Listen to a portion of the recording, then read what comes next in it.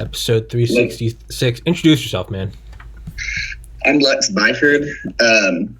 I don't really have a presence online. I'm more just kind of a fan of the podcast. But I love the new webcam, by the way. It looks great. Oh, thanks, man. Yeah, you recommended me Aaron Clary, correct? Yes, Aaron Clary and Gregory from Red Pill Men's Health. Yeah. And apparently Instagram filtered out my messages because I think I told you I hop on Instagram, post the podcast, and then get off. I don't think Instagram is good for mental health. I think it lulls you into a rhythm of comparison, and I look at everyone how happy they are. So I get on, post the podcast, and then get the fuck out of there. But point being, that's pretty much the same for me. I try to stay off of Instagram as much as possible.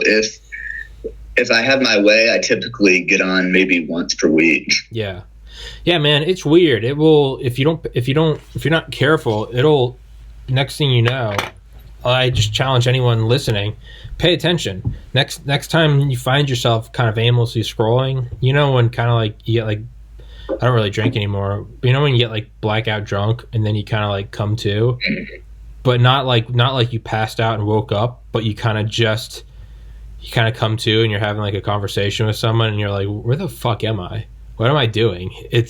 You have that moment on Instagram where all of a sudden you'll be like, man, look at that person. They just got married. They're having a kid. Look at their and you're just like, what am I doing? And like, you're just sitting there with this little square. I'm not even trying to sound like a boomer, like phone bad, but like, you really do find yourself just staring at it. It literally is one of those things, though, to where you realize I'm holding a piece of metal and glass in my hands, and this piece of metal and glass tricked me into feeling like the past 2 hours were basically 2 minutes. Dude, it is. Duncan Trussell said it best. He's like, I've been trying to put a word on like what is social media scrolling. He's like, for a while, he's like, I realized what it is it's just like a slight Novocaine. You're just, you're kind of numb. He's like, it's not good or bad. You're just kind of numb. You just kind of fall into this lull.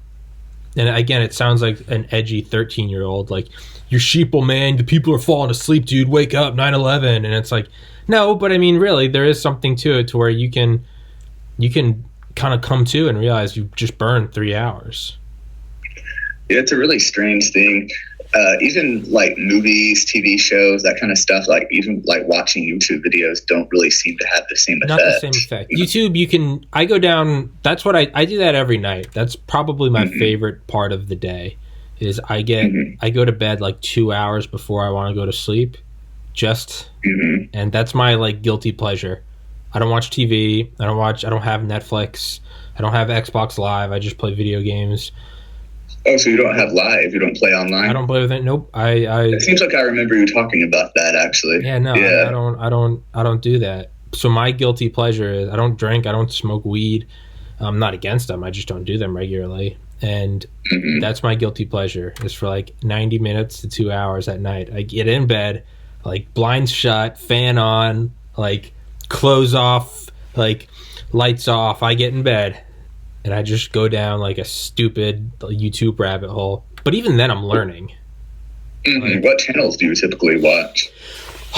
Well, I'll start with like, well, recently it's been Tim Dillon. If anyone listening to this podcast knows, I've just become obsessed with Tim Dillon in the last two months. But it depends on what I'm in, what mood I'm in. Sometimes a most recent kind of like streak where like several nights I'll do it is like this channel called Big Mathis, Mathis, and it's just this dude, and it almost looks like Connects or Legos, but it's like a computer game. And it's this thing where it's just like really, it's kind of realistic plane crashes. And it's this dude that just like takes all these different models of planes, like a 747, and he'll just like shoot the tail off with a missile. And like no two crashes are the same. And like you'll see like seats and like, structural pieces flying out the back of it. And, the wing will clip a mountain and then it will spiral down into like a valley and explode. There's nothing. So is it pre-rendered or is he doing it real time? I think it's pre-rendered, and obviously, yeah. But I think it is. It might not be, but they're kind of fun. You just watch them, and it's like 747s colliding and shit. And as soon as whenever he like destroys them in the air, he's like he tries to land it, and most times it does not work. It's just like right into a mountainside. But sometimes he'll pull off like a crazy. He'll like come down and like skid to a stop with like a C-130 on like a freeway. Sometimes it's not good. Sometimes it's like a 737 and it just takes out of town. Like little cottages and people on horses just flying and shit. Yeah, this drives right through a neighborhood. It's great though, because right, it's not like Grand Theft Auto where it's like a pre-designed animation or something. Every time it's something you haven't seen before. So it's like that's what the whole game, the graphics, if you will, suck, but it's just, but the physics are interesting. So yeah, he'll come down onto a highway. Yeah, and it's just brutal. It'll just be like a minivan gets taken out by like an airline jet engine. It's just like yeah, it just goes like right into the engine. Just destroys it. Yeah, and he'll collide planes and shit. I mean, recently he's been doing the first thing I tried to do on Grand Theft Auto 5, which was fly an airliner into a skyscraper. Not as some political statement, but just because I was like, it's Grand Theft Auto. And I was very disappointed because the plane just bumped off of it. It exploded into 3 pieces and fell down. Oh, yeah. There's no physics for the building. I was so upset. I was like, I remember when it happened. It's kind of hard to get the plane, though, isn't it? At the airport there. Yeah. There's so many police. Yeah. That was my first day on the game, man. And I was like, I got the 747 and I just beelined it for downtown. And I was like, here we go. When it bounced off the edge of that facade, it was like that moment that your team loses in the Super Bowl. And it's not like if you lose at a video game and you're like, all right, tomorrow we can get back at it. Just like when you lose in the Super Bowl, it's like it's at least another year. The soonest we'll be able to get back here. It's that feeling of like there's so much work to do.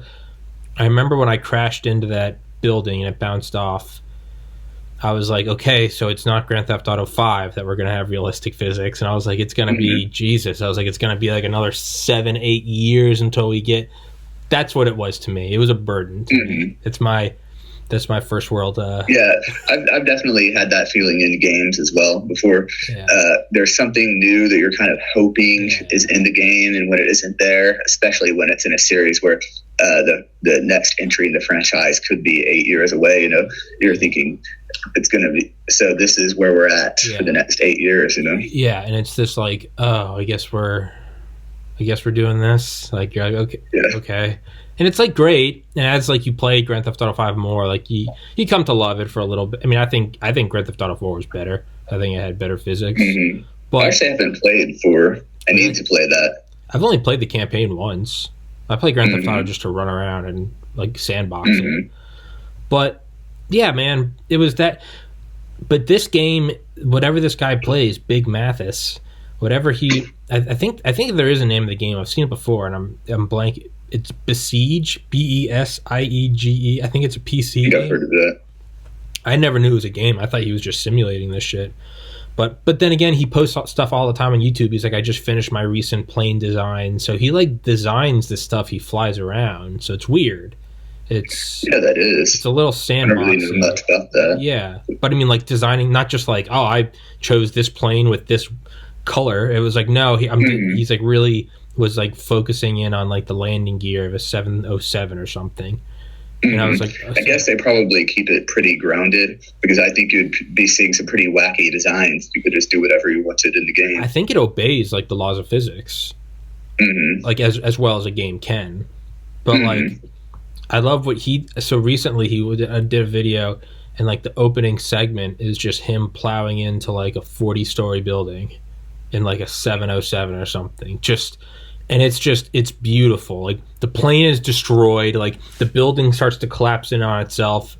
I mean, like you see like all the glass breaking, and then like the core is crumbling down on top of itself. And everyone was like, dude, distasteful, 9/11. And it's like the next day, the very next video, it began the same thing with like a different tower. And he was just like, fuck you, it's a video game. And I was like, fuck yeah. But it is what I like yearn for in a video game, is just like a beautiful physics engine. And you can fly an Antonov 225 through a skyscraper, It's beautiful. Yeah, the CPUs in the latest computers, they're just getting to where like next level physics are going to be possible with the new Ryzen CPUs. Yeah. I think we're going to see a lot better physics in games in general in the next probably 3 to 4 years. I hope, man, because I don't. You mentioned it with the Xbox Series X, how like it doesn't feel, it doesn't have that sort of religious experience of like the first time. Yeah, it really doesn't. When you got on a PS2 or an Xbox 360, and you're like, oh fuck yeah, and every game that jump was so huge. Yeah, right. Every game, no matter what your genre is, racing, basketball, Grand Theft, open world, it's just like fuck yeah, we're in the future. Well, if you just go back like 5 or 6 years, like look at the level of technology and look pretty much across the board that we had in say like 2015, and if you compare it to what we have now, it's not really that different. Yeah. Whereas if you go back to the year 2000 and compare the technology in 2000 to 2005, there's a really big difference, There was who was it that I was listening to? I think it was. Have you ever heard of the podcast, The Higher Side Chats? I haven't. No. It's I discovered them in like 2017. I've only watched a couple, but they're very good. It's called THC, The Higher Side Chats, and it's this guy Greg Carlwood. I think he's had like over 1,000 episodes of very interesting people. But every episode it's like a conspiracy, and he just goes in and he hears people out on like what their conspiracy is, whether it's JFK was taken out by the CIA, like which we all pretty much assume happened, or whether it's like the Earth is hollow and it's filled with reptilian overlords. He doesn't like get on. He's like, you fucking retard. He's just like, sure. He's like, what's like the history of it? And he just kind of lets people. I like it, and I think it's fun. A lot of it is just fun, but he had on a guy. Sounds pretty cool, actually. It is. Check it out. Yeah, you got to know what you're getting into, and it's like, if they get into, we're talking about like how like the Union Army won the Civil War because they had anti-gravity devices. It's like you got to understand what you're biting off. Don't look for sources cited. Like you're not going to find them. Just enjoy it, and if you don't like it, then that's not the program for you. But oh yeah, absolutely. I love it because it's just a fun. And the thing is it's because some of the things are factual. Like there's a guy that's talking about like anti-gravity machines in the Civil War, and that, in my opinion, is total horseshit. But absolutely. But I actually did learn a lot about the names of like generals and like political figures that were real. And he tied them in, and it was like, and these guys all had anti-gravity machines, and it's like that part's not true. But I did learn names like Amos Dolbear, who I think was like the commandant for West Point or something, that I would never have. And is that a valuable piece of information? Probably not. But it was a real guy, so I mean, you do learn some things. But the point is, you never know when that comes full circle, and maybe knowing about him in a specific story down the road kind of enriches that story. Yes, Amos. There's like an architect. His name is like Charles Delschow, and it's like he was a real guy. He was just some German dude that went and lived in Texas and then California. That's it. He was a draftsman.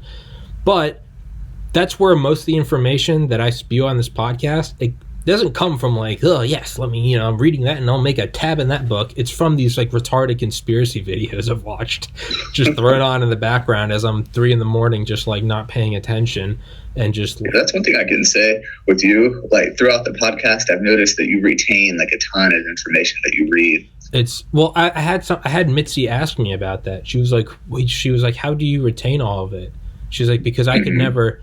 And what I tell people is like, I never, unless I'm having an author on of a book, then I will go into crunch time to finish the book. But for me, I never set out to be like, I'm going to learn about submarines. I'm going to listen to a book on submarines so that I can pull out submarine information on my podcast. I only read or listen to things that I'm wildly interested in. And as I just said, sometimes they're just complete conspiracy channels and they're not factual. Yeah. But by only paying attention to the things I like, I'm always interested in it, and thus I'm always doing it. So I'm always pulling out pieces of information. It's like you probably can't like recite, all 50 or all 46 presidents, but like how many lyrics to a song could you write down word for word that you listened to in middle school, right? Yeah, absolutely.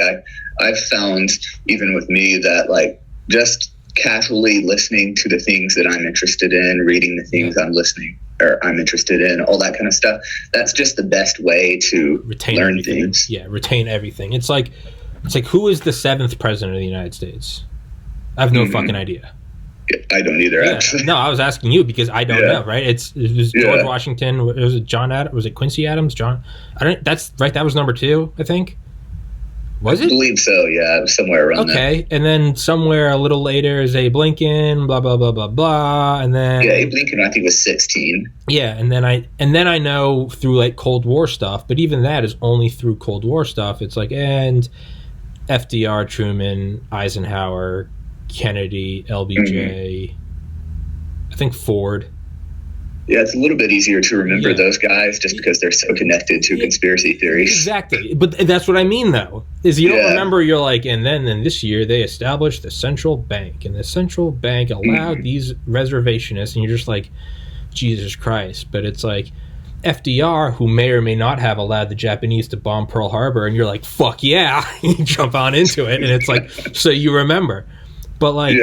I couldn't name the 7th president if you put a gun to my head, but I guarantee you I could probably write down word for word the lyrics of The Remix to Ignition by R. Kelly from like middle school dances, right?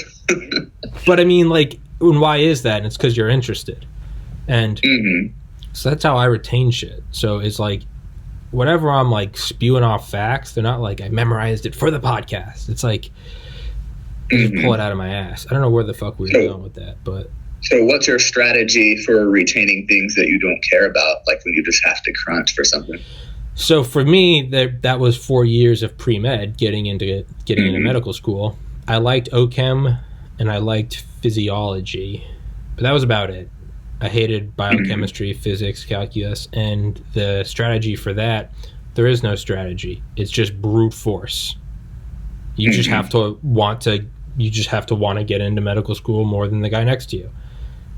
How do you remember 70 pages of physics equations? By memorizing 10 until you know them upside down backwards, and then the next day you add 10 more. And once you get those 10 down, then you recite back the 20. You got 20 down. Do 10 more the next day. And then after a year, you'll have 700 or whatever. There's no strategy. People are like, what's the secret? I'm like, there's none. Just put in more work than the next guy. If you're not miserable, then you're not doing it right. At least for getting into medical school. I don't mean for life. I mean for getting into medical school. If you're not miserable... That's probably kind of true with life to an extent. To an extent, yeah. Yeah, to an extent, yeah. I mean, yeah. Oh, fuck. So we're with the higher side chats, all that. He had a guy on that was like... He was trying to give credence to the idea of like a breakaway civilization. Where like... It's like they're not trying to control the world in like the Illuminati sense so much as they're just taking like the best scientists, the best resources, and they're building an off-world civilization. It's like building like an all-star team. Instead of trying to win the Super Bowl, you just create like the East and West all-star team, and then you just let the NFL do whatever. You walk away with like the dream team. That's the whole conspiracy of like the breakaway civilization is like, don't try to save it. You got to depopulate the earth. That's what the elite want to do so that they can undo global warming. No, dude, they're going to take the easier route. They're going to take the best, 1,000, and then they're just going to leave the planet. And they're going to let this collapse on itself. But anyway, what he was saying is like a key component of this is like normally we assume the military is 20 years ahead technologically. Right? About somewhere 20, like that, 30, whatever. I love to pretend that they're 50, but that's because that's where my mind... Yeah, I wish that they were 50. Yeah, I like to I'm like, they're so advanced. It's like, but they're evil fucks. And I'm like, yeah, but they're evil fucks who are going hypersonic. But this guy, I'll have to find the episode. I don't know if I can, but his, I guess, thesis was... Why even declassify anything? Why after 20 years declassify? Why not just let them stay where they are and we go 21 years ahead, 22 years ahead? Or we go at such a slow rate that for every year they advance, we advance a decade. And his argument is they started doing this in like the early 2000s. And so now they're at the equivalent of, so like in the year 2000, they were at the year 2020. And now at the year 2020, we're only actually at like 2002, and they're at like 2100.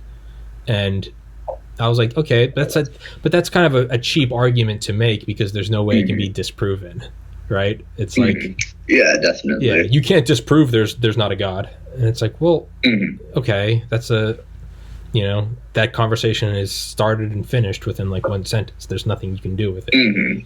But to tie it all back to what you said, is he was like, I mean, how much does it seem like things are really changing? Like, we're definitely getting better resolution screens, okay, better refresh rates. I mean, you fuck with computers, so you know this shit better than me. Oh yeah, definitely. Right? It's things are getting better, right? I mean, I have 100 terabytes behind the screen. Oh, absolutely, right? Yeah. And when you look at what it requires to like push higher resolutions as well, I mean, there are definitely big advancements that happen even in 5 years. Like what I was talking about, doesn't seem like things advance much in 5 years. I mean, they definitely do in terms of throughput, but the overall experience is still largely the same. Yeah. And that's what he was saying, is he was like, think about like the big changes. He was like, how long does it take to get to LA and New York, or between LA and New York? Well, you have to get a flight. And he was like, but how much faster is that flight than like a 1960s airliner where like the flight attendants were like hot girls and like black people couldn't vote? Like how different society was versus now. A lot of those are actually the same planes. Exactly, but that's the point. And even the new planes, how much faster does the 787 Dreamliner go? Not any, but it's more fuel efficient. I mean, but but if you look at the 100 years before that, it's like it took you like you had to have a covered wagon, and then you had to take a train, and then, I mean, maybe... And you probably weren't going to make it if you had the covered wagon. Make it, right? Maybe early on you could get like one of those flimsy, like 10 years after the Wright brothers, like, carried 2 people in like a backpack, and that was it. But it seems to keep jumping and jumping and jumping, and then it's like airports between cities at blistering speeds. And then it's been there for like 60 years. And like sure, the planes are getting better. I mean, you have air conditioner now. I mean, you have a little TV on the back, but even that was the norm when I was a kid. Oh, absolutely. And it's things that physically could have been brought back on the plane even in the 1960s. Yeah. They just didn't really have a way to connect a TV. Yeah. So it wasn't like economical. They kind of started to make the jump, right? With like the Concorde. But like, do you know what that is? The Concorde supersonic transport plane was a plane. I don't know how long it operated for, but it operated in, I believe, the 90s to like the year 2000 maybe. Oh yeah, I think I did hear something about that. Supersonic commercial flight. And it's... Yeah, I think Japan was working on something like that for a while as well. Probably, but this was in full operation. This was, you could, if you wanted to spend the money, you could just Joe Schmo could go get... But it's weird watching videos on YouTube of them. There's like one video where it's just like a full from like boarding until getting off London and New York in like 2 hours. And it's just getting on, and you're just checking your bag, and it's, some people have like old flip phones and shit. But they get up and they have like an LCD screen on like the front of the plane or the cabin, and it tells you like the altitude and the speed you're at. I mean, they hit Mach 2. And but it's very weird watching this, because you're watching a video that's very clearly from like the late 90s, just hairstyles, fashion, whatever. But they're doing something that if it happened today, that would be like... It feels futuristic. Everyone would be like, yo, there's Boeing just came out with Mach 2 planes. Like, now we can go to spring break in, fucking Argentina, and it's like the same time or whatever. But it's weird because you're watching these guys, they're sitting around with like frosted tips, like probably listening to NSYNC on their Walkman, but they're going Mach 2 at 60,000 feet. It's a very weird phenomena, because you always look back at older videos and they have shittier technology. Yeah, that's kind of a very strange thing to look back and see, because there's nothing else like it in no other field, right? But then again, I think about cultures from the past where that was kind of the norm for them. If you look at people back in the Dark Ages, they saw the ruins of the Roman Empire throughout the UK. Yeah, that's true. Right? The old aqueducts, all that. Yeah, right. Early Islam, didn't they pioneer like astronomy and like math or some mathematics? Oh yeah. Yeah, that is true. I can't remember I can't remember which country it was in the Middle East that got invaded during that time, but I think there was like a fire or something, and they lost a lot of their Library of Alexandria. Yeah. It's I think that was a little bit later too. That was in Constantinople. A really weird head fuck is like how things used to not change. So like that's a head fuck where you look back and things were more advanced. What's even kind of weirder is like when technology it was changing, but it was so slow as to be imperceptible. Yeah. So like you'd hear stories of your great great grandpa, but it'd be like if my great great grandpa, if there was like a black and white photo of him on like a 16-inch MacBook, like that's the equivalent of like nothing. Oh, absolutely. Yeah. And sadly, I kind of think, at least for as far as the public perception is concerned, I think that we might be moving into one of those eras to where it's entirely possible in 2121 you might just have a bezel-less MacBook Pro. But other than that, it's going to be the same. Just imagine the screen with no bezels, and it's an N100 processor. It's a lot faster, but it looks largely the same. I can see that. But and so another thing I've been thinking though is like, are we still advancing? But now we're just advancing in like a different way. And how do I explain that? It'll be like if you could. It'd be like if I bought like a Hummer, like an H1, and then like you just showed like, this is a really complex analogy. I don't know why I'm doing it, but I've already started. It's like if you could just watch like a time-lapse video of me like customizing my Hummer, and then like next to me was like a rising like bar chart of like the expense. If the first thing I did was the outside, like tires, painted it, tinted windows and everything, and the bar chart's rising, and then I go inside and shut the door, the bar chart's still rising, but you're not seeing anything. The Hummer, you're like, what? You'd be like, why is he still spending money? It's the Hummer's staying the same, but what you're not seeing is now I'm putting in like crazy seats and electronics and like 5G and Wi-Fi and coolers in a bathroom. Are we advancing now on like fronts that maybe don't?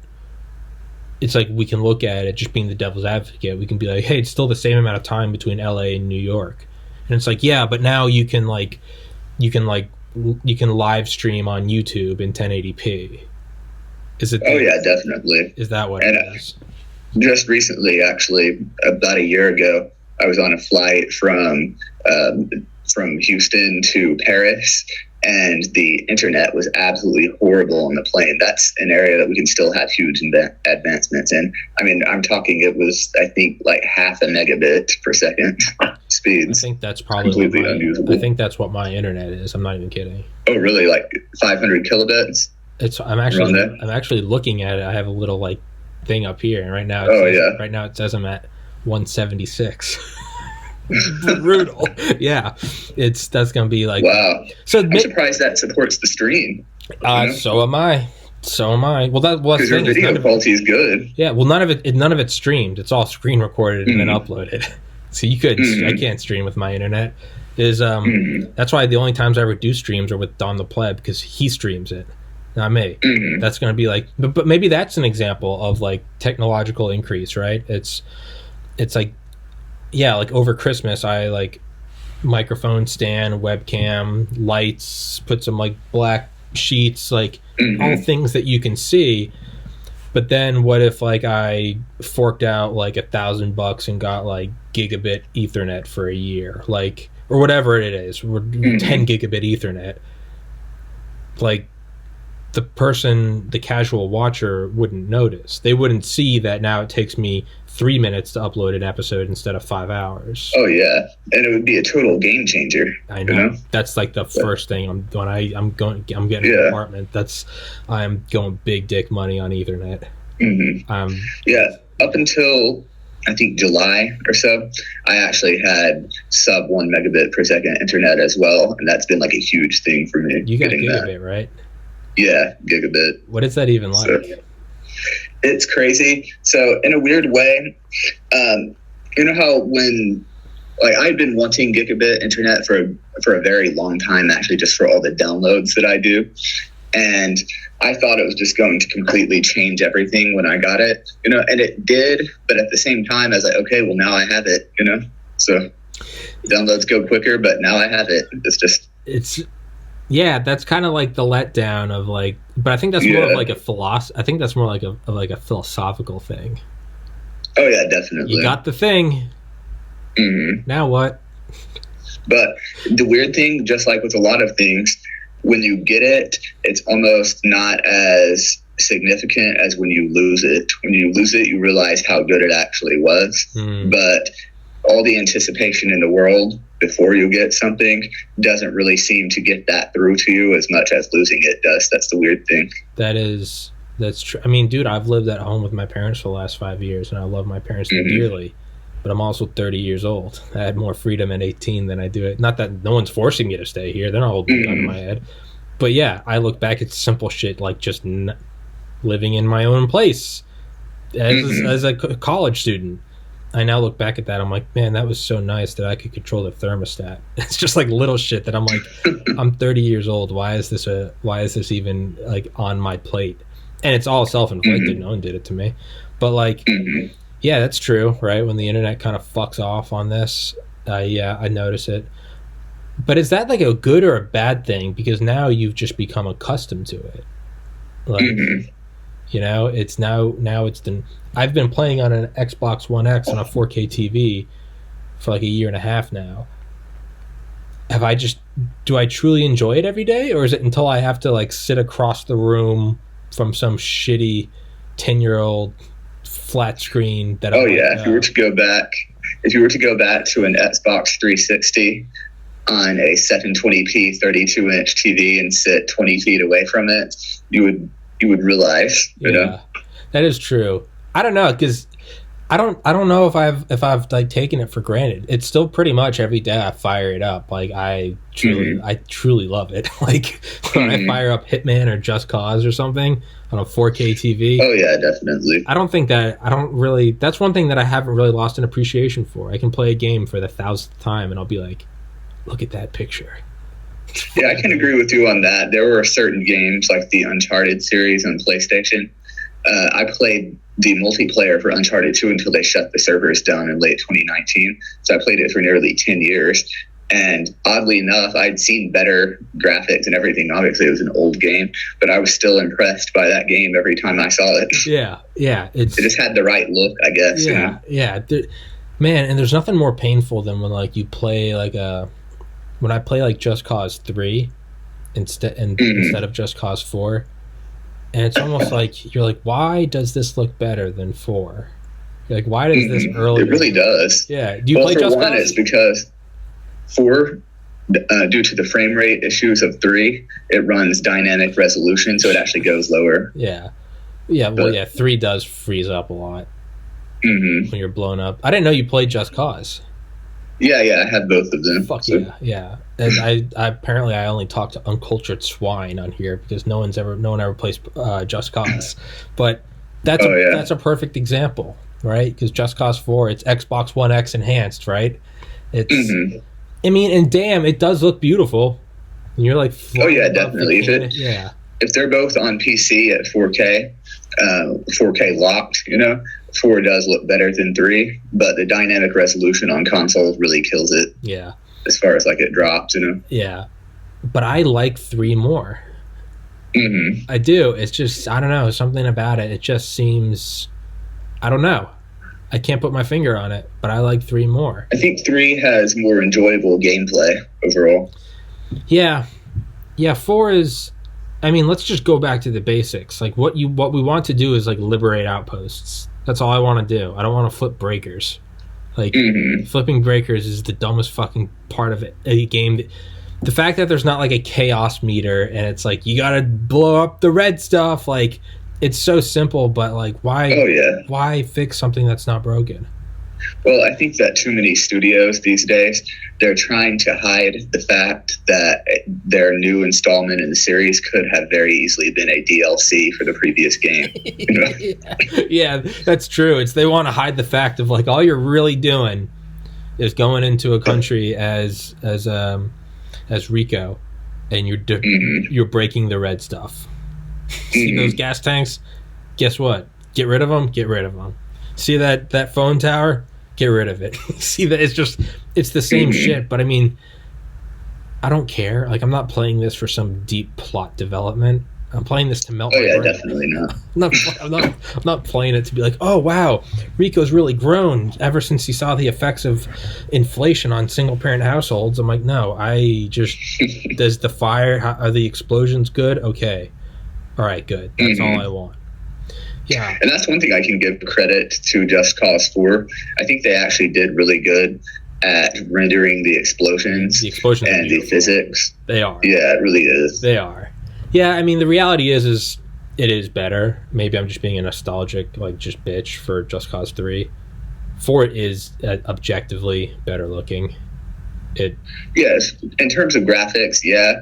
And I think the thing that impresses me the most about 4 is that they did it all with a smaller footprint. Like, the game is actually easier to run than 3.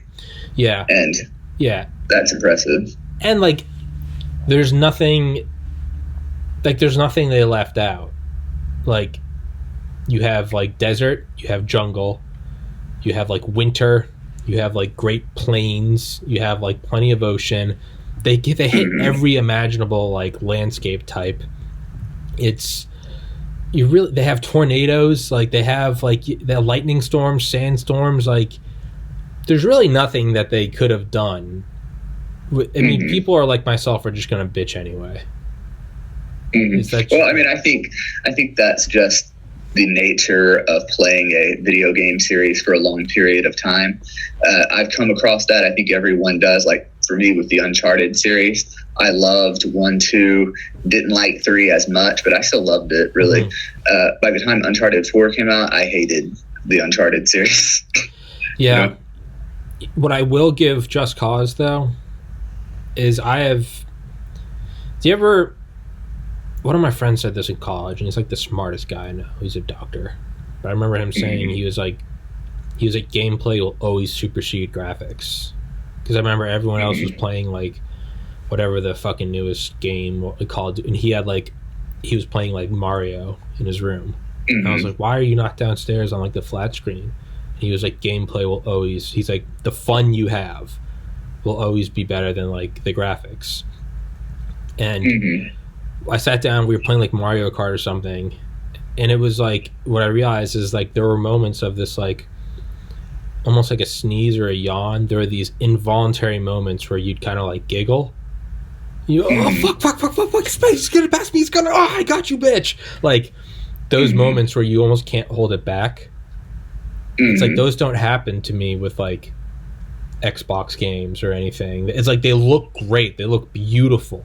The graphics, the sound design is amazing. The physics are great. The size of the maps is just astronomical. But I have realized that in Just Cause 4, nothing kind of reverts me back to like a child more than like getting like the booster rockets and balloons and trying to design like a flying machine out of a city bus. And like, because you got to balance it, you don't want to have the balloons off or the whole thing will tip. You got to put the rockets perfectly symmetrical or they're going to spin. When you finally get a city bus to float around and it has rockets and maybe even tether an AA gun to it so you have firepower, I find myself like giddy like a schoolgirl when I get it flying. Oh yeah, definitely. And see, I think that things like that, part of the reason why that is because mechanics like that, they allow kind of a sense of wonder while you're playing, because you're like, is this going to work? I don't know. This is kind of new every time you do it. Yeah. And that's kind of how I felt as a child playing video games, because I didn't really know how video games worked at that point. So every game I played was kind of like this new adventure. Like when I played GTA San Andreas back in the day, I didn't know that you couldn't go in every building. Yeah. So I wanted to try to go in every building. Yeah. You know? Yeah. Yeah. It's like I could, in like 10 seconds on Just Cause 4, I could just call in an airdrop of like a fighter jet. I could get in it, take off, and go fly around at breakneck speeds, drop bombs. But there's something about putting like balloons on a tank with some rockets on the back, and then like you get it to like take off, and then you're like, you know, you press the rocket and it kind of starts going, and then you can like turn the turret and kind of get it going again. And I just find myself like giggling as I got this like tank as a hot air balloon floating around, like, or even like I'll put 10 rockets on the back of a city bus, and I found that you can just fly the bus around. You just have to always keep the nose up and just keep kind of perpetually give it a little shot, and you can like go up to the sides of cliffs and almost like wall ride, but you're in like a city bus, and there's something like childish about it. It's like it's just ridiculous. Like you're flying a bus around like an F-16, and it's like it's super unstable. Like you fuck it up once, you go into a death spiral, and it's over. Like you got to get out. There's no recover. It's like once it's like walking on a tightrope between the Twin Towers. It's like there's no recovering. Like once you start leaning one way, it's like it's over. You gotta pull the chute. I don't know. There's something. Maybe that's why I can't stop watching those Big Mathis videos. It's like the graphics suck. It looks like a Game Boy, but it's like, oh really? No, that's an exaggeration. That's a total exaggeration. It doesn't look like. Would you say it's more like, say, like PS2 graphics, maybe? Maybe. I'll send you a video. I'll send you Big Mathis right now. It's okay. Yeah, it's, I don't know. I'm not going to try to explain it. I'm just going to have you watch it. But it's like there's something so simple and childish, right? It's not like 60 FPS, 8K, Ace Combat or something. It's like it's like this geometric, shitty biplane crashing into a 747. But goddamn, if you can't stop watching Big Mathis.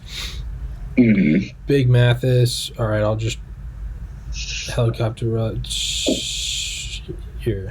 I'll just shoot you this one. I'll put this in the description for everybody listening. Okay, I just texted it to you. Just I just got it. Just watch any clip. It's just retarded. But like,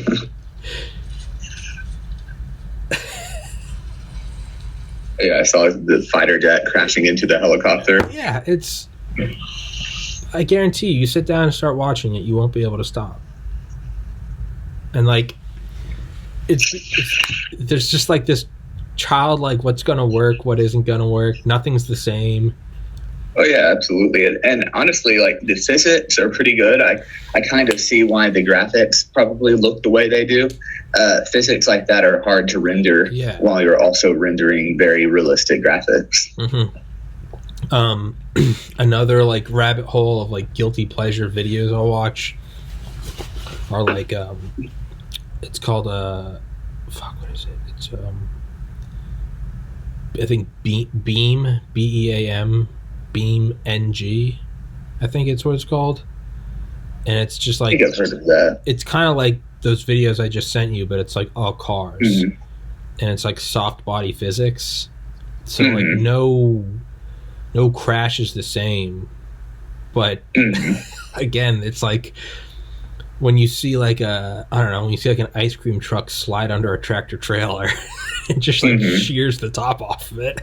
Like there's something just like, I don't know. It's like satisfying.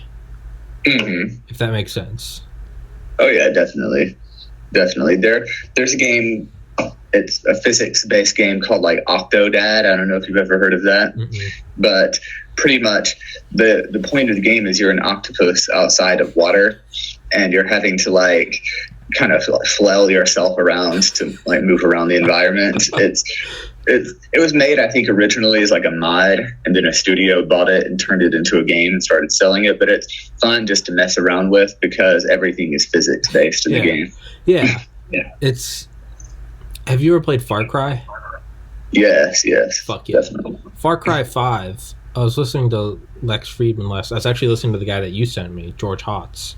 Oh yeah. I went and listened to that episode, and at one point they were talking about like video games and like farming XP, and I don't even know what game it was, but Lex is like, someone deduced Lex voice, someone deduced mathematically that, but he's like that the quickest way to like gain XP was to kill cows. And like I found in Far Cry 5, in I think it's Jacob's the little brother, right? Joseph's the main guy. No, Jacob's like the military guy. I think it's John. Whatever the guy in the bottom left map. That guy. If you go down there, there's a farm. There's a farm right by one of the places you can liberate. That's like a garage and like weapon stand. Obviously, you know how it works. I found that the quickest way to gain money in Far Cry 5 was not liberation. It was not missions. It was you walk down to the farm. You take your 50 cal and you just go around shooting cows in the head until you can get 7 bait, which is the max amount of bait you can carry. You then throw it and you get like a wolf, a bear, or like a cougar.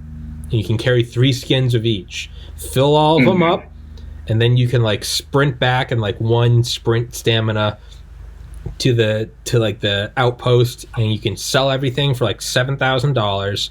You got to buy all your ammo again for like $1,000, so you clear 6,000. Then you run back down to the farm and you do it again. I spent one day doing that.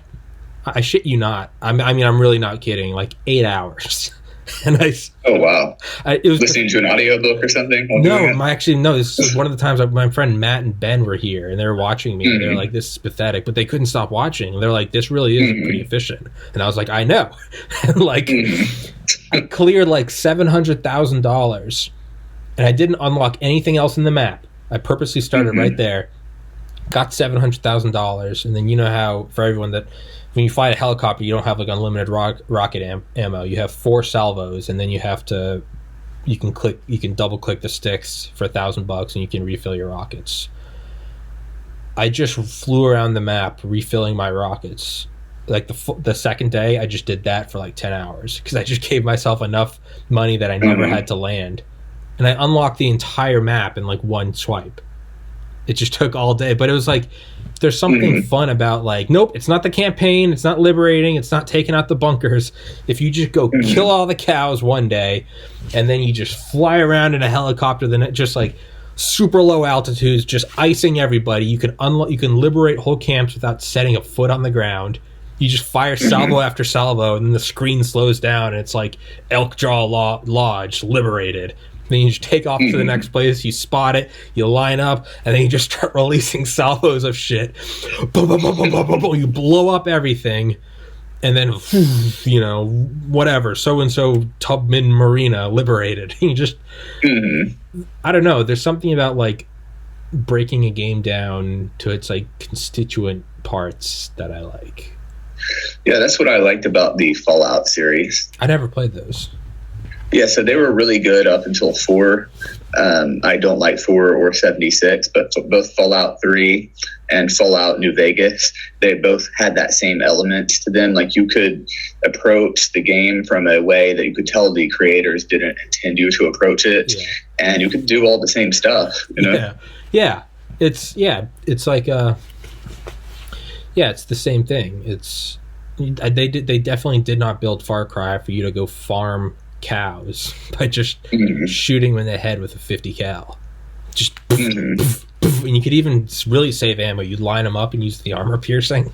You'd have to get with it. You could drop like 5 cows in one stop, and it's like, fuck yeah. And then there are like these weird things where you can unlock a perk to where you get double the skin for each kill. And then if you use a bow and arrow, you get double the skin. So if you unlock that perk with a bow and arrow, you can get 4 skins per kill. And then if you go get one of the people you can hire, she will kill with a bow and arrow. So you can kind of like stack it into these weird ways to where every time you kill a cougar, you get like 8 skins.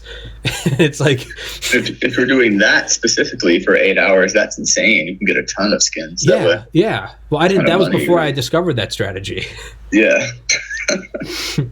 But like I did before I started this podcast, I spent like 2 years of my life wasted. Just every day, I would just like for like 2 hours. I would just, I mean, truly a pathetic waste of time. I look back at it, and I'm like, man, if I had just started like listening to Encyclopedia Britannica, like I could have known so much.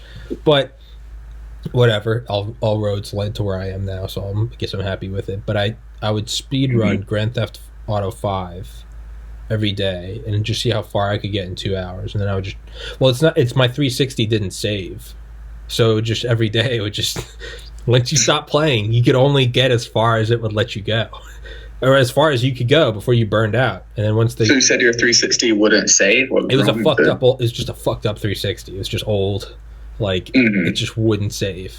It just would no game. It just wouldn't save anything.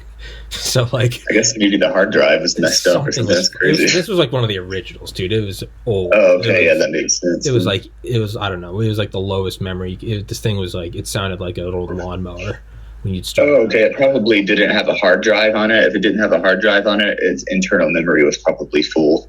Whatever it was, dude. This thing, they probably could have run on gasoline. It was disgusting, but I had to adapt. And so every day, and like the only way to unlock certain guns in GTA is like you have to unlock them in the campaign, because even if you use like the guns cheat, you still only get some. But if you wanted like the belt fed machine gun, like you had to get all the way to like the mission where you like take out like an armored truck with like a dump truck or something. But so every morning I would just find myself speed running. Never really intentionally doing it, but I would just speed run. But I did a speed run that I've never seen anyone else do, and that I was okay with cheats. So if you ever look online, there's like strategies for speed running GTA. Definitely. Yeah, and they're interesting to watch as someone that's played the campaign hundreds of times, like, or at least the first 2 hours of it. Is like, I liked my way because my way was just. It was a speed run in the truest sense. It was how fast would you go if your Xbox didn't save and you wanted to unlock a certain weapon. You wouldn't be using these strats. There's a whole new strategy. Like, you have to know where, you got everywhere you go, you use like the buzzard, the helicopter, that's your quickest mode, because you can't, right? Because you can turn on invincibility and then do Skyfall. But when you Skyfall into a new mission, it turns off invincibility when you're like 2 feet above the ground, because you've entered the new mission, like the little yellow circle. Oh, yeah. So you can't use Skyfall because it turns off and then you hit the wall and you die. And then you have to, or you can Skyfall, but you have to know where to crash into the ground outside of like the mission area hitbox. So you can you got to always know when does like super jump and fast run turn off. You got to know how to turn them back, the best places to turn them back on and off. And it turns into this whole weird strategy of knowing how you can go from the quickest area to the next. And it's all about spawning, like, you can give yourself all the weapons you can. So you use like a sniper rifle like early on. But that was one of the most fun things, to where I could get all the way to where the game introduces Trevor. I got to where I could do that in like 80 minutes, just from like without. See, I love that kind of stuff. It's so fun, dude. It's like, have you ever played the Souls series, like the Dark Souls games? So that's kind of a big part of those games. There's a whole community of people who play that game just for like speed running and all that. And it's really kind of essential in those games, because I'm sure you've heard that they're very difficult games, right? Yeah. So believe it or not, like the same strategies that you use for speed running in games like that, it actually makes the games not difficult anymore. They're pretty easy if you speed run them. Oh, no shit. Yeah. So it kind of eliminates that aspect. I've been playing Hitman a ton since like October-ish. That's when I like discovered the game. But I found that while I try to like speed run, because people do speed runs that I think they're kind of like cheap, because you can like spawn in different places to where you basically spawn next to the target, and like those are fun, sure, if you want to beat the map in 7 seconds. But I have like my own rule of like you have to spawn at like the beginning, and then just. But yeah, I found the same thing when you're just sprinting the whole time instead of trying to like duck and take cover and like dodge security. If you just sprint the whole time, you actually find that like sprinting by a security officer, because it takes like a couple seconds for them to notice you. You actually kind of viable. It's like a SR-71 like outrunning like a SAM site. Like you can just kind of you outrun like the NPC's radar, and you just. But even then, it's like I love when you find the most effective strategy in a speed run for like a map, and then you have to just start fine honing it. So like you, I don't know, like opening in like New York when you're in like the bank, you find you're like, all right, I gotta run here, I gotta open this door, I gotta like turn left, turn right, gotta open the cabinet, take out the chloroform, dump it in the AC, knock out the guards. But it just turns into this super fast thing, and you're trying to just like, and then you finish it, and you're like, that one felt good, and it comes up, and you shaved off like a tenth of a second. So you did the level in like a minute 8.5 instead of 0.6, and you're like, fuck yes. And it's like there's nothing new or interesting about it, but you're not doing what the game was meant for. You're not like changing uniforms and like, you know, being, you know, inconspicuous. You're just running around, just like run up to and you know there's one guard that you can never get by, so you just have to ice him. So he walks up and he's like, how are you doing, sir? And you just like put a round through his face and like oh yeah, definitely. And you can tell that the developers are trying to encourage you to spend a lot of time on each map, just because obviously, as you know, in the new Hitman, there are very few maps, and you can tell they really want you to spend like an hour and a half on each map. You know? Yeah. Do you play Hitman? I played a little bit. I haven't played the newest one. I played Hitman Absolution a lot back in the day, if you remember that one. I've only picked up. So I just thought there was Hitman 1, 2, and 3. I didn't realize that they're like. Oh yeah, there's more in the series. There's Hitman Absolution. There's a bunch of older Hitman games. I kind of forget the titles of those because I hadn't played those either. Yeah. But I did play a little bit of Hitman 2 as well.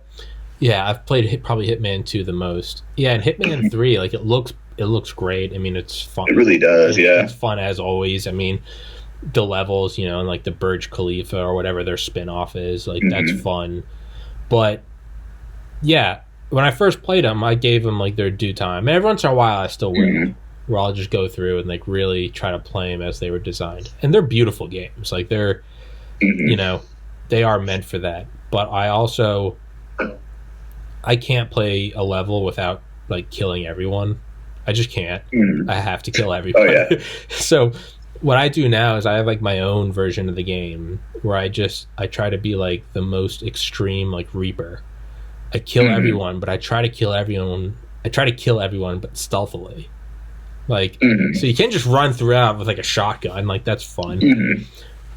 But I also like to go up and like, I'll go into like the bathroom. I'll like kill everyone in the bathroom, but I'll do it with like a knife. And then I'll stuff everyone in like a dumpster or something. And then I'll move out of the bathroom and I'll go to the next room. And I try to pick off everyone in the level to the point where there's only like 3 people left alive, but they don't even know that they're the only 3 alive. And it's just kind of like, I'm like circling it. And I just like... That's kind of difficult to do on certain maps as well. It's very hard. Like the yacht level on Hitman 2, that's extremely hard to do that there. Because they're constantly like searching everywhere. Yeah, it's difficult. But it's fun once you start. You try to you're just sleuthing around and you're trying to get everyone. You're like, fuck. And like, or another, and this is, I guess, more kind of like a psychopath thing, is I would love just like, I'll go do like almost like little terror attacks. I'll go into like the bathroom and there's like a woman and like a police officer like talking, like washing their hands. I'll go in, I'll like shoot them both. There's blood everywhere. And then like I'll turn on all the sinks so the water starts running over, but I'll leave before anyone goes in. So you see the janitor walking over, he's like, and I walk in, there's just dead bodies, blood everywhere, and it's flooding.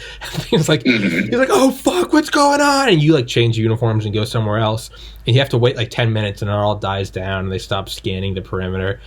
And then you find someone else, and you just like, you purposely like make a mess. Go like, you like cut their throat and like drag their body around a room, and then you run away. Someone finds it, and they're like, "Oh my god, what's going on?" It's just like, it's really fucked up now that I'm saying it out loud. But like, just like write "you're next" in cursive, like with writing. And then sometimes I'll just go for like, and then what I'll do, I have like my last kind of own game. I see how low of a score I can get. And so, because you get like 5,000 XP for every like non-target kill, so I'll see how many I can like rack up, and you do that because even if you kill someone but you do it kind of stealthily, it still won't be that as bad. Maybe it's only like 4,500 points against you because it's like a non-target kill, but you did hide the body and no one noticed. So it's like they'll be like, it wasn't, you weren't supposed to kill that person, but if you had to, you did it sneakily, like Agent 47 did.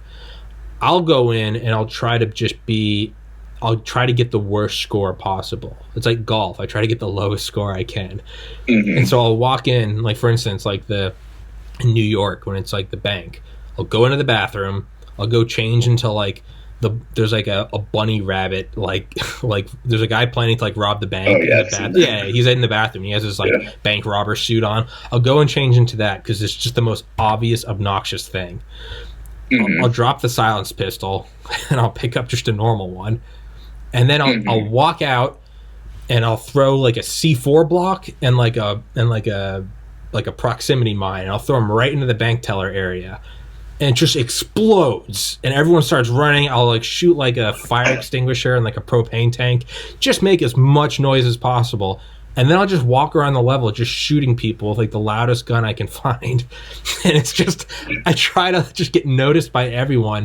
And I've turned it into a game where I think my lowest score is I got like negative like 1.7 million, which is like a good score would be like 100,000.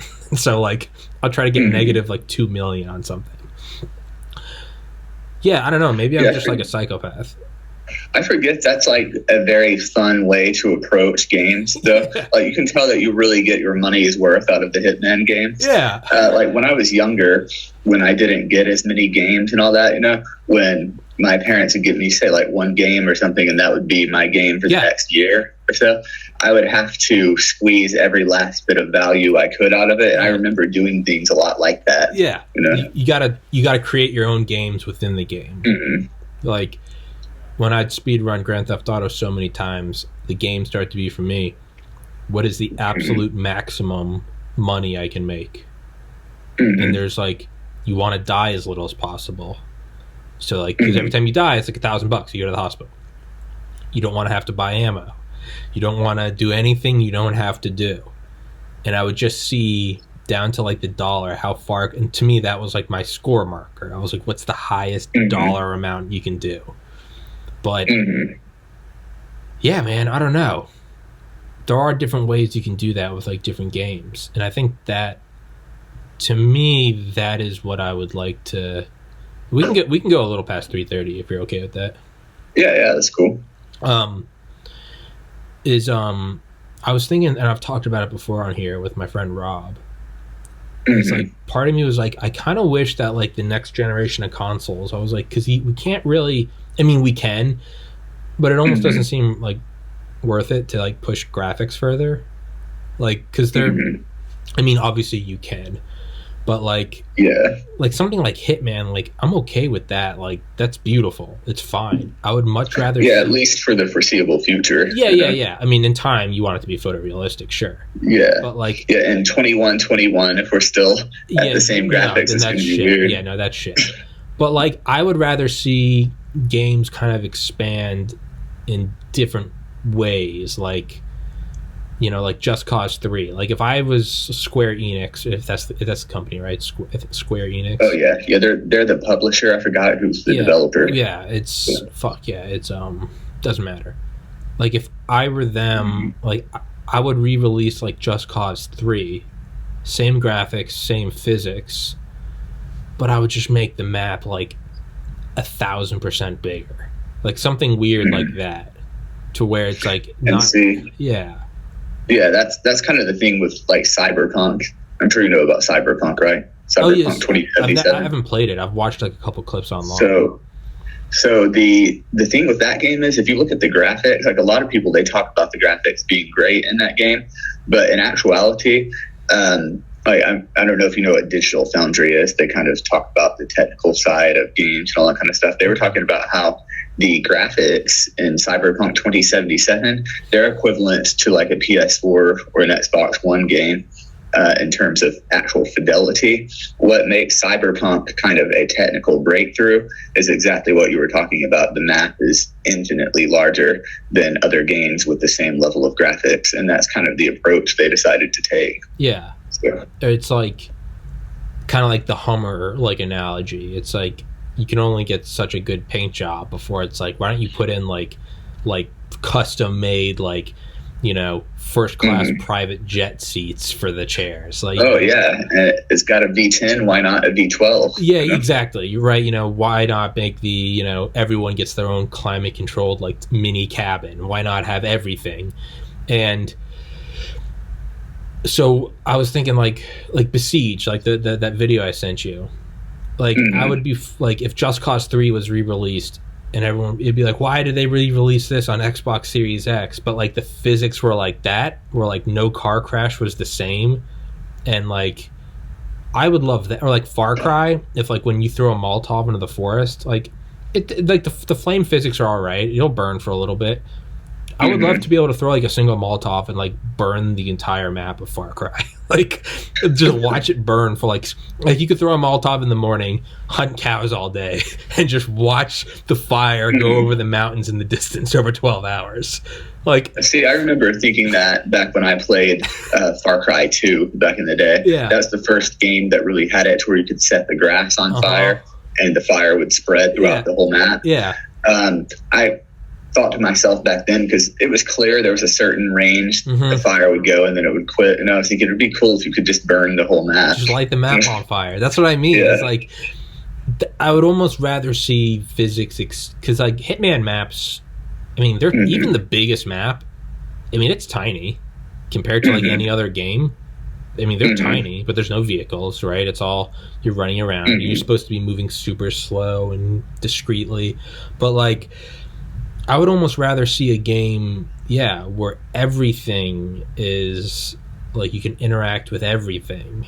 Like there's no limits to what you can do. Like I don't know. Like like you could crash a plane into a mountain, and that's how you light that area on fire, and then like people would evacuate their house, and then you could go rob the house. It'd be like a different strategy of how to play, you know? Yeah, that would be really cool, actually, to do that. As opposed to just like on that large of a scale. Yeah, instead of like Grand Theft Auto 5, where it's like, we got to go to Martin Madrazo's house, and it's like they're the guards, and you're gonna shoot them, and they're gonna come, and you fucking do the thing, and there's like one like preset prize you're supposed to take, and it's like a suitcase of money, and it's like, I would rather like you find like a house, and it's like they're not even part of like the story.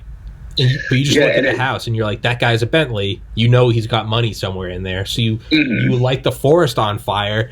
You could like have your friend drop you off from like a chartered helicopter. You parachute into his house, go, you search around. You're probably going to maybe find like a cool antique rifle or something. That's what I mean. It's like different ways. And I think that those random moments like that you kind of create yourself are so much better than the scripted missions. And see, the sad thing is the scripted mission where you get the suitcase of money, that's probably 2-3 weeks of development time and like $100,000 of investment from the team. Plot development and what's going to happen. They're going to come in from this side. I was actually thinking about, I was like, man, what if Grand Theft Auto 6 was just a map? But I was as someone that did speed running for like 2 years, which is just embarrassing to say out loud. But like, but there's always like, you find the person on the map, and it's like strangers and freaks, and it's like, hey man, this just happened, and it's like join Bob on his mission to do, or it's like, you know, you gotta go repossess the car, and then you meet Michael, and Michael's like, hey kid, and it's like, and that's how like the story kind of starts. I was thinking like, what if there was no, like, what if Grand Theft Auto 6 came out, and within like 3 days you're seeing posts on Reddit like, does anyone know where the story starts? Like, what if it wasn't like obvious how like the story started? So you just kind of had to start fucking around. You'd be like, well, let's go get money because I found a gun store, and like it would just be this weird thing, and like maybe there's not a set story, maybe there's just like a set of laws. There's like, you know, there's like gated communities, there's like physics, there's like you can only take so many bullets before you die. But what if you just it would just be this weird thing where there was no set story. It'd be like, right, it's like life. You're born into life. I don't have to like do podcast. I diverted from med school to this, and it's like completely switched it up. There was no strangers and freaks like, hey, Tom, help me with my podcast mission. It was like I just changed it up, and it unlocked this whole new world. Mm-hmm. And see, that's kind of the story in and of itself, because if you look at life, obviously there is no story to life other than the story that you look back upon. Yeah, you know? Right? And it's like, what if the next Grand Theft Auto wasn't like, you got to go get the big heist? It would just be like, it would naturally kind of coalesce into like, I don't know, you would probably like buy your house or steal it or whatever, and then you'd fortify it. You'd like hire like a bunch of goons. You'd get your whole squad, and you'd slowly just kind of like early nation states. You'd kind of take over part of the city, and like just kind of progress from there. And there wouldn't, you'd be like, I think we should invade the airport. Like, you'd be like day 1000. You'd be like, I took over Los Santos Airport. You'd be like, we now have an airstrip. And it's like, there would be no set thing where it's like, you got to unlock this. You got to go meet Lester before you can. Like, what if there wasn't? But the cool thing about that is like, so the game might be going on for a couple years, and then all of a sudden someone discovered this whole new aspect of like, wait, did you know you can throw a Molotov in like northern Los Santos? The fire will eventually go to South Los Santos. It'd be like, fuck. So there'd be this whole power disturbance of like where new players could just come in and like you throw one Molotov and then run away. And now next thing you know, the people with the most money and like the kingdoms, they wouldn't be trying to like run shit. They'd be like, by default, they'd be operating like firefighting planes, because they'd be like, if that fire reaches our camp, we've lost everything. So it'd be this weird, the game would devolve into just like Force Firefighter 2021. Like, it would just, that's what it would be. Yeah, absolutely. And I can see like when we see more integration of AI into games as well as procedural generation, I think those are the two technologies that are really going to allow that kind of stuff to happen. Yeah. See, the cool thing is, I think that we will see that maybe in a future Grand Theft Auto game to an extent, Don't get my hopes up. I'll take out my anger on you if that's not what's coming down the pipes. So I'll give it until GTA 12. Oh, fuck so you. We will both be dead by the time. Our great grandchildren will be like, it's finally written. Like, yeah, fuck you. But that's what I kind of see. But the thing is like, no, Rockstar's not going to risk. They're not going to risk the GTA title to do that, And they might though, because they've raped GTA 5 to death. Yeah, they really have. I mean, with Grand Theft Auto Online, it's not really Grand Theft Auto anymore anyway. Out of principle, I've never played Grand Theft Auto Online. Yeah, I tried to play it once. I think it was back when I either had like a PS3 or something and a really bad connection, so it was pretty much unplayable. But yeah, I'm by principle, I will not play Grand Theft Auto Online. It's just so. I mean, hey, I get it. They're just raking in cash. And, oh, yeah, definitely. I mean, dude, if I was running that game and I was like, fuck making a new game, these kids are just paying hundreds of dollars, I'd be like, GTA Online until they stop playing. I get it. Yeah, I've heard of kids like putting $17,000 on their parents' credit card. Shark cards, and you can but maybe that is the realistic simulation. What does it all boil down to? Whoever has the most money gets to play, and it's like that's life too, right? Yeah, that really. Maybe that's the brutal reality. Is like I chose podcast. I'm playing Podcast Simulator. The reality is if someone just gave me $5 million, I could just get a full studio, a development team, several secretaries who just lined up guests, and it's like that's where you see like shitty podcasts. Where you're like, how's that guy talking to that person? You realize it's all just money, and it's like those are the podcasts that suck. Yeah, they really are. Yeah. I mean, too many people, even like other podcasters that I like, I would say probably a good 50% of their guests are people that I think most people don't care to watch. If you look at those, typically if I don't want to watch it, the views are low because I like a wide range of topics. And if the person is boring to me, they're typically boring to a lot of people, I notice. Yeah. I've found for me, like as soon as I'm finished with an episode, like the last thing I want to do is like recover that episode. So like I'll go downstairs and like my mom, who I love to the moon and back, she'll be like, "Who's your guest today?" "Oh, my buddy Lex." "What'd you guys talk about?" I'll be like, "Computer games stuff." She'd be like, "Tell me more," and I'll just be like, "Mom, just watch it." I'll be like, I'll be like, you can literally watch the exact conversation. Like, not even my watered down memory. You can quite literally watch all of it. And it's like the last thing because I just did it, right? Because of that, I have found my own, when I upload it to like, because I can upload the audio to Spotify within like 5 minutes. So like every once in a while, I'll do almost like a random sampling. Like, I guess if you were almost, imagine if you were like, you know, at a chocolate factory, some Willy Wonka shit, right? You just, you know, what would quality control do? You grab a random chocolate bar, you don't tell anyone where you're going to get it from, you test it, is it good? Well, if you can get it from anywhere at a random point, not prepared, not announced, and it's good, you know, it's like if the health inspector comes on a random Tuesday and your store passes, chances are you are passing like the health codes, right? So I'll grab random episodes as soon as I upload them, and I'll start listening to them like 5 minutes after I finished. And if I can't listen to it, so despite the fact of just having listened or done it and like not wanting to pay attention, I'll turn them on, and maybe I'm just a total narcissist, but most of them I'll start listening to, and I'll be like, this is like, I can listen to this. Like, I don't want to. It's nauseating. I just did this conversation. But like most of them, I'll be like, yeah, I could listen to that, and I'll turn it on, and that's like my quality control test. Some of them I start, and I'm like, ugh. Ooh, and I'm just like, this is so, I'm like, so tell me about yourself, and I'm like, I'll find myself being like, man, this host sucks, and I'll be like, oh fuck, that's me. So yeah, dude, I try to pass that test. I'm like, so I haven't seen your earliest episodes. Have you gotten a lot better since then? Because I think that you're a really good host right now. Thanks, man. You know? No, I if I were you, I wouldn't watch the early ones. They're I can't watch them. I'll go back and I'll be like, oh. But, you know, there are some maybe like traits that still come through, but there are some early ones where it's like I clearly didn't know how to like, I would just let there be dead air. Oh, yeah. Yeah, you're really good at not letting that be the case now. I've noticed that with so many guests that you've had. It's, yeah, thank you. It's one thing that's really helped me is, so like I try to like look at like the thing to, because like I said about like learning, you know, despite watching conspiracy videos, I still am learning something, right? Charles A.A. Delshow, Commandant Amos Dolbear. Like, I'm still learning things, right? Big Mathis. What am I still learning? Okay, higher physics quality means lower graphics quality, right? There's a little thing.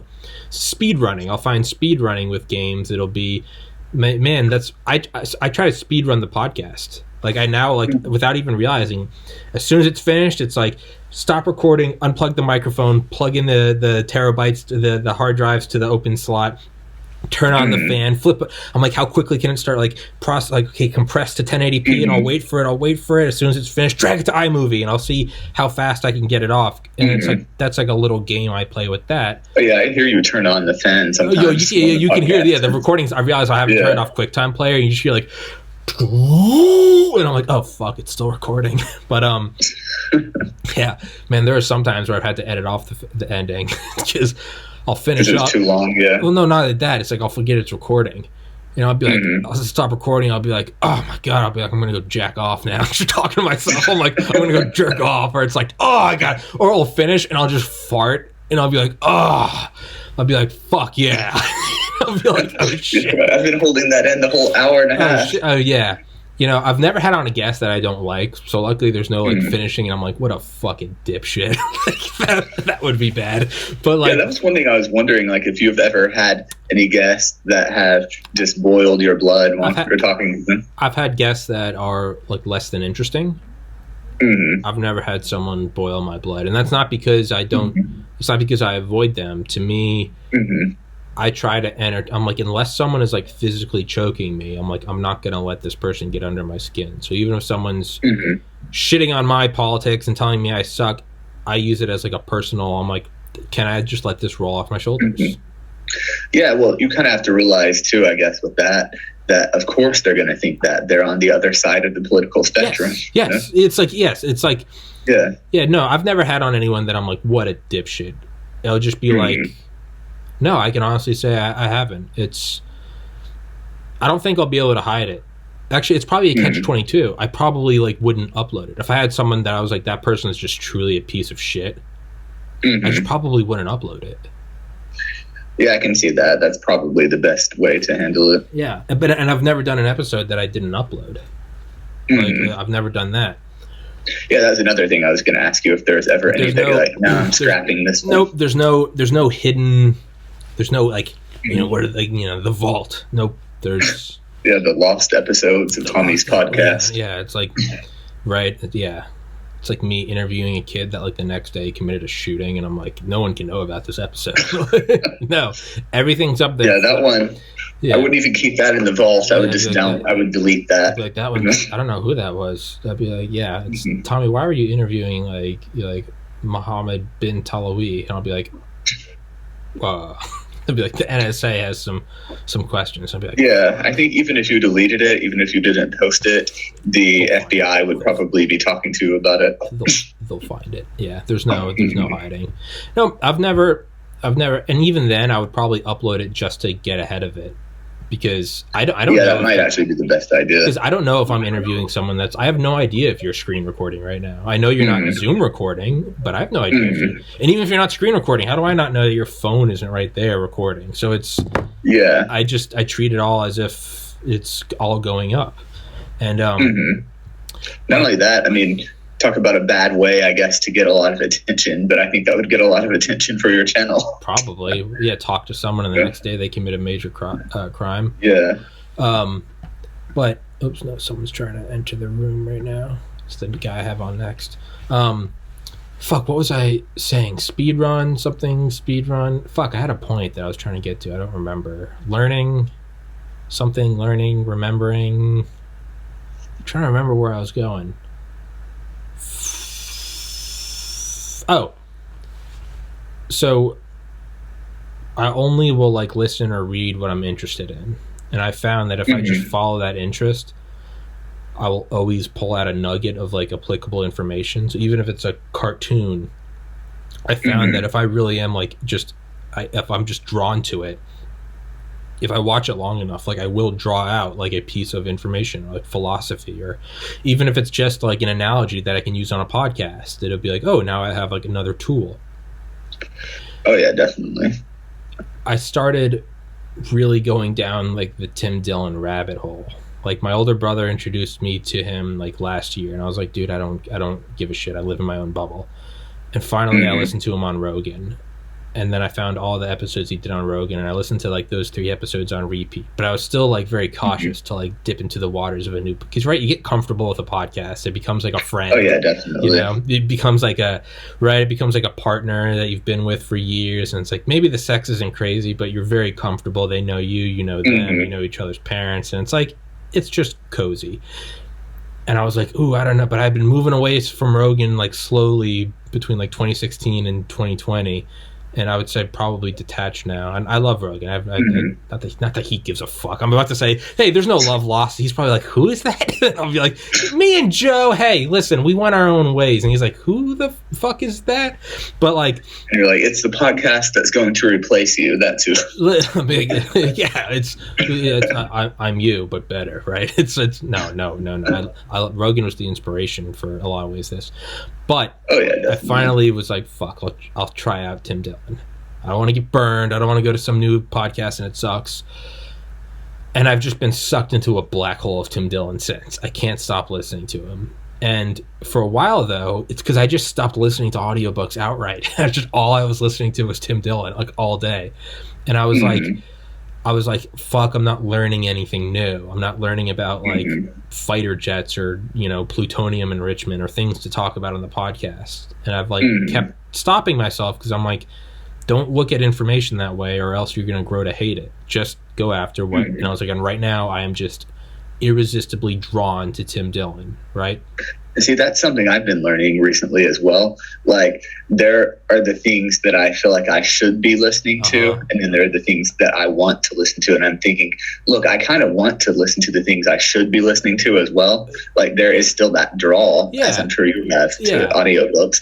But you can't force yourself when you really want to be listening to this podcast one day, to listen to the audiobook instead is just going to put things in a bad light, I think. Yeah, it's, you know, I'm like, I really should be, I haven't watched Discovery Channel documentary in a while. I'm like, I really should be watching something about the space shuttle because that's got a lot of factoids in it. But like, there's just like this magnet pull to Tim Dillon. Now, if it's something where it's just like, I was just watching like SpongeBob or something where I really just felt like I was rotting my brain, I wouldn't do that. I'd be like, okay, that's sometimes playing video games and I'll like not listen to audiobooks and I'll be playing and I'll be like, okay, I'm getting sucked into this, but I'm not learning anything. And I'll be like, reel it back. But we'll wrap up with this, is watching Tim Dillon. I'm like, I'm going to learn something from it. It's not like wasted time. Like, I'm enjoying it. And what I finally realized is I was like, there's no reason why I can't be entertaining as fuck. Because I'm like, I listen to him and I'm like, I'm so excited when a new episode comes out. I'm like, he doesn't hold back anything. He's not like, well, I don't know, that's politically incorrect. He's like, listen to me, you brain dead, sexless desert dykes. Like, I'm going to rape you to death. And you're like, Jesus Christ. But it's like, but when you realize you can't stop fucking laughing at the shit he's saying, where he's like, I mean, I'm technically not God, but I mean, you know, the argument's there. It's just like you're listening to him and you're like, listen, you know, I'm not saying we should go to war with China, but hey, what would get us out of this recession? And it's just like, and you hear him and you're like, he just doesn't. And so I think I finally pulled something out of that where I'm like, you have to just do what you want, because like, I'm so not some science channel where it's like, today we're going to learn about motherboards. I'm like, it's just Tim Dillon ranting about like satanic pedophiles. And I'm just like, I can't stop listening to it. And I would say that's probably influenced this episode. Going into Hitman and talking about like dragging around bloody corpses dressed as a bunny. Like, maybe if I hadn't listened to like 100 Tim Dillon episodes, I would subconsciously be like, don't go into that, Tommy. Let's try to keep this about, you know, Lex said he's into computers. We'll talk about computers. Instead, we talked about speedrunning and murdering people for an hour. And see, I think that's what makes your podcast fun. I think for a long time, you've kind of been, I say a long time, probably for the past 3 or 4 months, mostly, I think you've really kind of been on that paradigm where you kind of take the, I guess, Tim Dillon influenced approach. Yeah, I've been, because I went on a long streak where I was just doing authors, and I finally realized one day, I was like, I'm just doing book reports.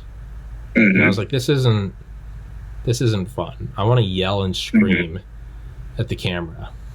And yeah, I think one of probably my favorite reoccurring guest that you have on is Roger, just because you already know him. And I think I fucking love Roger. Yeah. Roger's the best. He's doing readings now, but before that he did like a lot of like lectures. But Roger and I are slowly starting to like riff more, and I find those are fucking hilarious. Yeah, they really are. I liked the one that was right before he did Revelation. I really liked that was like that 3-hour one where we just yelling. We just yelled for like 3.5 hours about Bitcoin and LSD, and Roger and I's our political platform, a nuclear weapon in the hands of every man, woman, and child by 2050. Like, oh yeah, definitely. That's the ticket for 2050. It is. It's hey, brighter days ahead, literally. And it's, but hey, dude, I could keep going with this one. I'm having a ball, but I have a guy in 8 minutes, Ken, who's been. Oh yeah, for sure. And again, I'm trying to just kind of exercise all muscles. So Ken's coming on for the 3rd Sunday in a row, and I'm going over a history of Exodus. Like, I just figured, hey, if I can, I'm trying to throw everything at the wall and see what sticks. So, but absolutely, and I think a lot is sticking. I think there's a lot of really cool guests that you've been having on recently. Fuck yeah, man! It's gonna fucking blow up one day. It's going to. Oh yeah, definitely. I really don't see how it can't. I mean, the quality is there, you know. Thanks, man. Yeah. I also have to be very careful though, because I don't want to be like, it's all shadow banning. Because Although I think it is. I searched Tommy's podcast in the search engine on YouTube, didn't come up. So there's that. Yeah. But to me, I almost kind of take it as like a badge of honor. I'm like, fuck yeah. The fact that I'm not boosted to the top and I'm like, hey, today we have on a gender-neutral binary trans queen in a wheelchair. And it's like, Donald Trump bad, and it's yes, queen. That's what I would have to be doing to be trending. And to me, that's worse than suicide. It really is. Yeah. I had on Vince Sheffler, the guy that worked for the ATF. That dude is so rough around the edges. The second time he came on, he was like, "Hey, I know a way to boost your numbers." And I was like, "What?" And he was like, "Kill yourself on camera." And I was like, Jesus Christ, dude. He was like, "Just a 45 in your mouth, just blow it out in the back. You'll get so many followers." But man, those conversations are kind of, I mean, I don't know. In an age where you can't like misgender someone, I think it's important to talk about how we need a physics engine where I can fly a 747 into the World Trade Center. Like, I need that at Grand Theft Auto 6. It's important. Oh, absolutely. It's Grand Theft Auto 6, just to really wrap it up, Grand Theft Auto 6, they need more flamethrowers. You need to be able to remove the limbs of people. And I also don't want bodies to disappear. That's one thing I like about Hitman, is when you kill 100 people, there are 100 bodies. They don't disappear. Yeah, it needs to go like full like Doom. Yeah, you know, it needs to have that level of destruction. Yeah, you know? Like when I set off like 4 buses on fire on the highway, that highway should be off limits for like 2 days. There should be news choppers. There should be full FBI investigations and news conferences. Like on Grand Theft Auto 6, when I go shoot up a beach, I want to see it on the TV. Like I want to be able to see it on the news. Like. All right, man. I got to wrap this up because I got him in 5 minutes. All right, thanks for having me on, man. Of course, my man. I'll text you after the next guy, and we'll set up another one because that was fun as fuck. All right, yeah, for sure. All right, buddy. Cool. All right, man. Take it easy, buddy. You too. Peace.